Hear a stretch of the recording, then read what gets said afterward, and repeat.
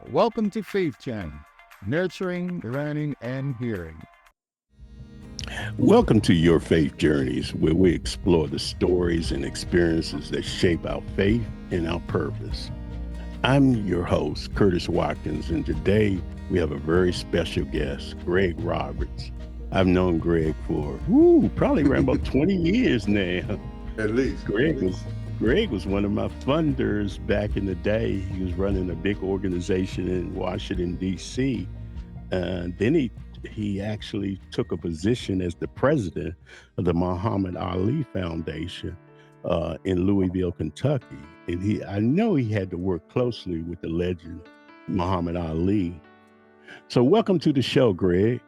Thanks. I'm looking forward to this conversation about an individual that I admire. I think we all admire. I just had the opportunity to admire him up close.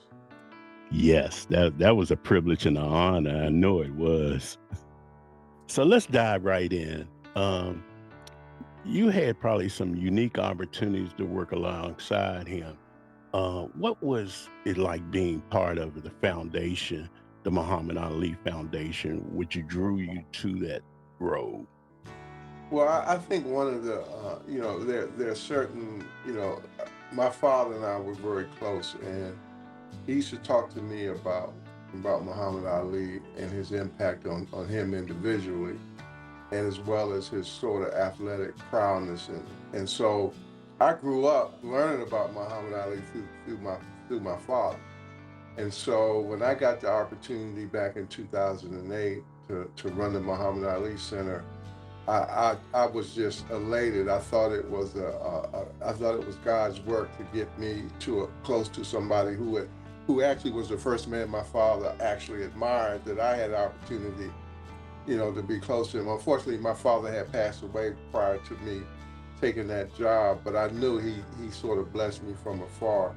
So having the opportunity to be there, and I can tell you, Curtis, it was a situation where even though I had researched as much as I could about his life, his accomplishments, both on the athletic field and as well as doing the civil rights movement, I had no idea that he was that influential globally, and that he had done so much more than what we saw on TV and what we saw in the boxing ring. He was actually a global philanthropist, and that he made change around the world, and that he took a situation which he experienced and turned it into something very positive. So I think for me personally, speaking to him, to his family, was just such a great opportunity.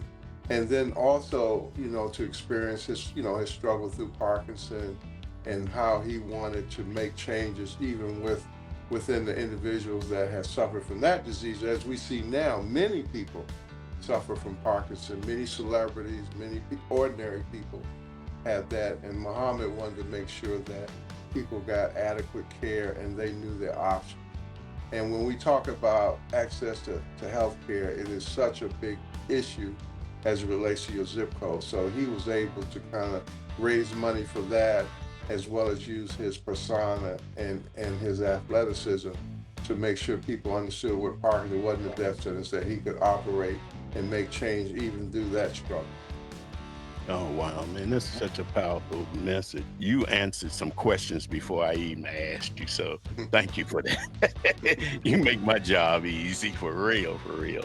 So let me ask you this: as it looked from the perspective, as it reflects on your experiences. What is one piece of advice you would give to our audience who would want to make a difference in their communities?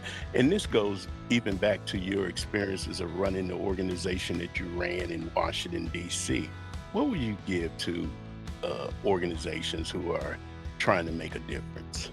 Well, Curtis, we off camera, we had a discussion about the environment that we live in now. And when I think about Muhammad and his environment that he lived in the 60s, now experience this: if you're 60 years old or above, you live through segregation, right? So when we think about our times now, we're challenged by some of the same issues that Muhammad was challenged by in the 60s as he grew up in a segregated Louisville, Kentucky. So as we look at ways to make change, I know for a lot of nonprofit leaders, this is a scary environment to be in. You don't know where your funding is going to continue. You employ a lot of people and you make a lot of change in the community. So I would say that Muhammad was always focused on his mission and his values. And I would say to our leadership out there that are younger than both of us, be focused on your values and your mission.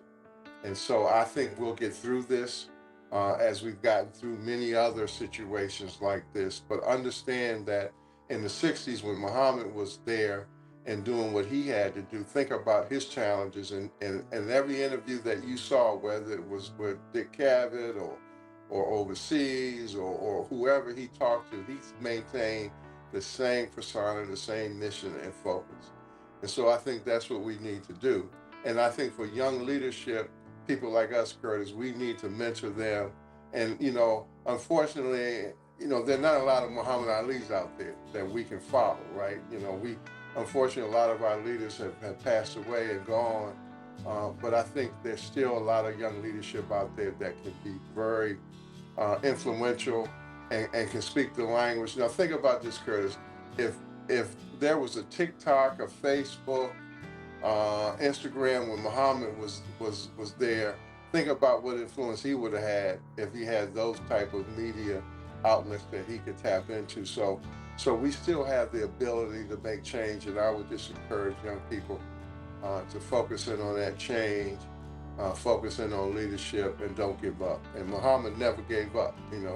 He had a prison sentence in front of him, and he never gave up, and he never changed. So I think that's what we have to get. If I had to give a message from my, experience, that's what I would say. And that's a beautiful perspective. Thank you for sharing that. And I have one more question I wanted to ask you. As it relates to faith, and for me, I'm an outsider looking in at Muhammad Ali, read a lot about him, as you were telling us that you have done. But how did his faith interact with his daily operations of running a foundation that he ran? Well, I think number one, and he was willing to go to jail for his faith. So that, I can't, that speaks so much for how spiritual he was and how focused. But one thing about Muhammad that I think was misrepresented in the press a little bit, that Muhammad was a global person. He was about not only his religion, but he respected everybody else's religion. There are a lot of stories about how he gave to a Jewish mother, how he made sure that he donated his time and resources to a lot of causes, especially around peace. And when we think about peace, where are we now? We're on the brink of war here and there, but Muhammad was always about peace, even though he was in probably the most violent sport you could be in, which is boxing.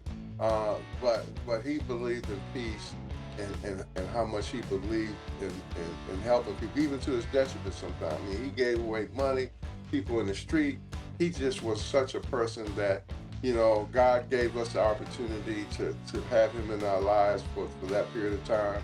And that even though that he was more influential to my father's time, I realized why this man was so important to my father when I met him and spent time with him.